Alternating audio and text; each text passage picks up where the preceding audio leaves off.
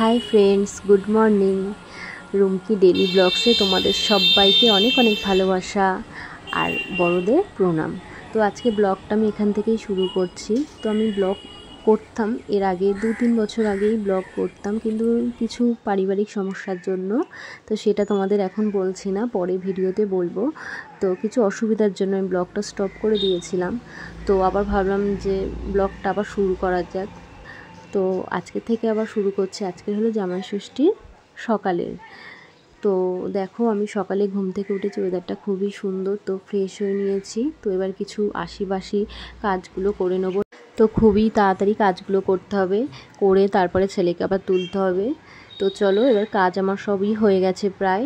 কাজ হয়ে যাওয়ার পর তো চা নিয়ে চলে এসেছি আমাদের দুজনার। তো দুজনে চা খাবো। চা খেয়ে তারপর আমি এবারে স্নানে যাব, কারণ অলরেডি সব কাজই হয়ে গেছে। তো দেখো আমি স্নান করে চলেই এসেছি। তো এত গরম, প্রচণ্ড গরম পড়েছে ওই দিন। তো এত গরমে আর যেন কিছুই ভালো লাগছিল না। তো দেখো আমার স্নান করা হয়ে গেছে। তো এবার যাব বলে রেডি হব। ছেলেকেও তুলে নিয়েছি, তুলে খাইয়ে দিয়েছি। তো চলো, আমি দেখো সব রেডি করে নিয়েছি যেগুলো পরে যাব। তো এবারে এই ড্রেসগুলো পরবো। আমাদের তিনজনারই ড্রেস বের করে রেখে দিয়েছি খাটের ওপর। তো এবারে এইগুলো পরবো। তো দেখো আমি পুরো রেডি হয়ে গেছি। তো আমাকে কেমন লাগছে তোমরা কমেন্টে অবশ্যই জানিও কেমন। তো জামাই ষষ্ঠী যাবো বলে একদম রেডি। ছেলেও রেডি হয়ে গেছে। তো ছেলে ভিডিওর সামনে আসতে চায় না, বলেছি তো জোর করে বলেছি তাই এসছে। তো আমাকে তোমরা কিন্তু অবশ্যই জানাবে কেমন, যে কমেন্টে কেমন লাগছে আমাকে রেডি হয়ে। তো এবারে যাব বলে রেডি হয়ে নিয়েছি। আর যা প্রচণ্ড গরম পড়েছে, আর কিছুই ভালো লাগে না। তো ছেলে দেখো হাই বলছে, তো হঠাৎ করেই ও হাই বলছে। তো চলো, ও দেখো স্নান করে রেডি হয়ে চলে এসেছে। তো এবারে আমরা বেরোবো। তো অলরেডি অনেকই লেট হয়ে গেছে। আর দেখো প্রচণ্ড গরম, ঘেমে যাচ্ছি। হাতে সব ব্যাগপত্র নিয়ে নিয়েছি, প্রচুর ভারী ছিল ব্যাগ। তো এতটাই ঘেমে যাচ্ছি, দেখো আমার সিঁদুরটা গলে পড়ে যাচ্ছে। তো দেখো এবার গাড়িটা বের করলো। তো এবার আমরা যাব। তো সবার লাস্টে, আমার তো মনে হচ্ছিলো যে সবার লাস্টেই মনে হচ্ছে আমরা যাচ্ছি, আর মনে হয় কোনো মেয়ে জামাই যাচ্ছে না, সবাই অলরেডি চলেই গেছে। তো এখন 12টা বাজে। আমাদের যেতে প্রতি বছরই এরকম হয়, একটু লেট হয়ে যায়, বুঝতে পারি না কী করে লেট হয়।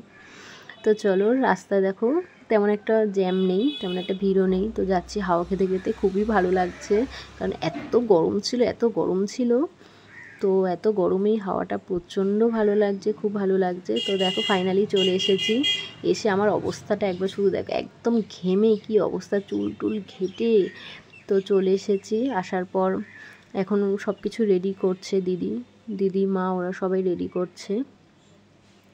ষষ্ঠী আরম্ভ হবে। তো এটা দেখো আমাদের মন্দির। তো মন্দিরের ব্লগ এরপরে তোমাদের একদিন দিয়ে দেবো। ঘরে মানে বাড়িতে ঢুকতেই মন্দিরটা পড়ে। বাইরে এতটাই রোদ। আর দেখো একে দেখো একদম জামাই সেজে চলে এসেছে। তো দেখো মা এবারে জামাই ষষ্ঠী করতে বসবে। তো সব কিছুই রেডি করা হয়েছে, ফল মিষ্টি যা দেয়, দই। তারপরে মা সকালের আবার টিফিনও করেছিল, লুচি তরকারি, সেটাও একসাথে দিয়ে।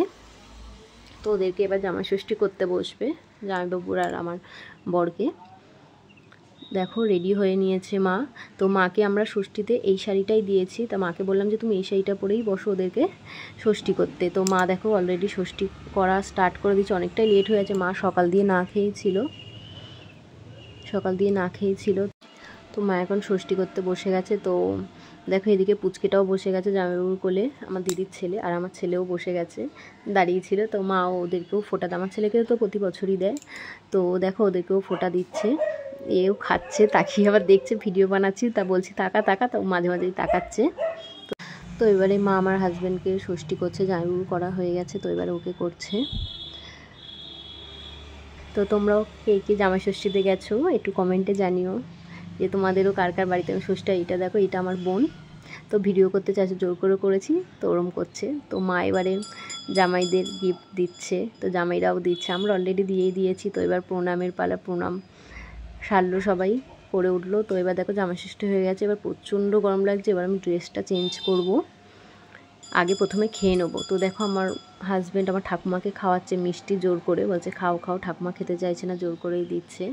তো এবারে দেখো সকালের টিফিন, এখন দুপুর 1টা বাজে, এখন টিফিনটা বসে বসে খাচ্ছি। লুচি তরকারি মিষ্টি সন্দেশ নিয়ে বসে পড়েছি। এত প্রচণ্ড খিদে পেয়েছে, সকাল দিয়ে তেমন কিছু খাইনি, শুধু জাস্ট চা খেয়েই এসেছিলাম। তো এবারে দেখো এবার টিফিনটা খেয়ে এবার ড্রেসটা চেঞ্জ করব। তো ফাইনালি দেখো ড্রেসটা চেঞ্জ করে নিচ্ছি, এত গরমে আর পারলাম না ওই থাকতে শাড়ি পরে, এমনিতে শাড়ি আমি পরিও না, অত খুবই কম পরি। চলো আজকে দুপুরের মেনুটা তোমাদের সাথে শেয়ার করি। তো দেখো এটা ভাত, তো এটা দেখো ভাজা, 5 রকমের ভাজা, ষষ্ঠীতে যেহেতু করতেই হয়। তো এটা আমের চাটনি করেছে, আর এটা মাছের কালিয়া, কাতলা মাছের কালিয়া, আর এটা আমার দিদির ছেলের জন্য মাছ ভেজে রাখা, আর এটা চিংড়ি মাছের মালাইকারি হয়েছে, আর এটা হলো মাছের মাথা দিয়ে মুগের ডাল হয়েছে, আর এটা দেখো মাটন রান্না হয়েছে। তো দেখতেও যেমন হয়েছে আর খেতে তো দারুণ হয়েছিল। তো দেখো এবারে লাঞ্চের জন্য সব কিছু রেডি করে দেওয়া হয়েছে। তো দেখো এখানে সুন্দর করে ডেকোরেশন করা হয়েছে যতটা পেরেছে। তো মাটির বাটি 6টাই পেয়েছে, আর পায়নি, তো ওখানে অলরেডি সবই শেষ হয়ে গেছিলো, তো ওই জন্য কড়ির বাটি দেওয়া হয়েছে সাদা। তো দেখো সব কিছু দিয়েই সাজানো আছে, মাছের মাথা দুটো জামাইকে দেওয়া আছে বড় বড় মাথা, তো ওরা লাস্ট পর্যন্ত খেতেও পারিনি সেটা। তো এই ব্লগটা কেমন লাগলো তোমরা অবশ্যই কমেন্টে জানাবে, ভালো লাগলে অবশ্যই একটা লাইক করে দেবে, লাইক শেয়ার অবশ্যই করে দিও কেমন। তো চলো আজকের মতো ব্লগটা আমি এখানেই শেষ করছি, টাটা বাই বাই।